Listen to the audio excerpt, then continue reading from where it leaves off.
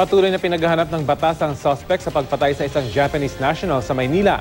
Ang suspect at ang biktima nakunan pa ng CCTV na magkasama bago ang krimen. Balitang hatid ni Marie Sumali.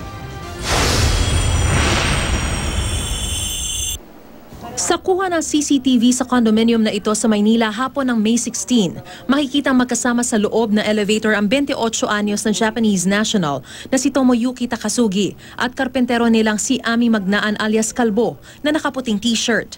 Nakunan ulit sila ng isa pang CCTV na naglalakad sa hallway hanggang buksan ni Takasugi ang pinto ng kanyang kondo saka pinapasok si Magnaan.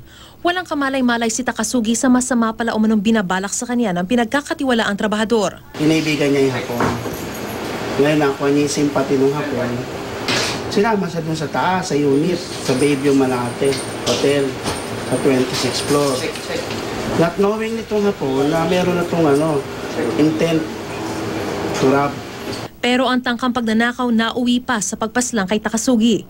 Ang tama nung sa leeg at saka sa kamay. Isa kamay, defense wound siguro yun, nag-struggle sila.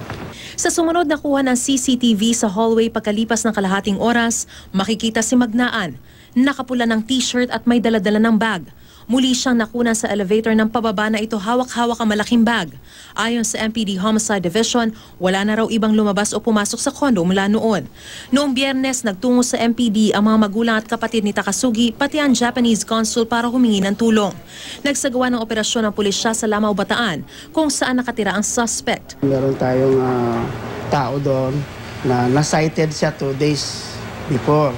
Nakita siya doon na nagbibihis ng babae, nagwiwig. Pero lumalabas siya sa gabi. Pero bigong mahuli ng pulisya ang suspect. Dati nang nakulong sa Bilibid si Magnaan dahil din daw sa kasong pagnanakaw pero nakalaya ito noong 2009. Patuloy siya ngayong pinaghahanap at nakatakda siyang sampahan ng reklamong robbery with homicide. Mariz Umali, GMA News.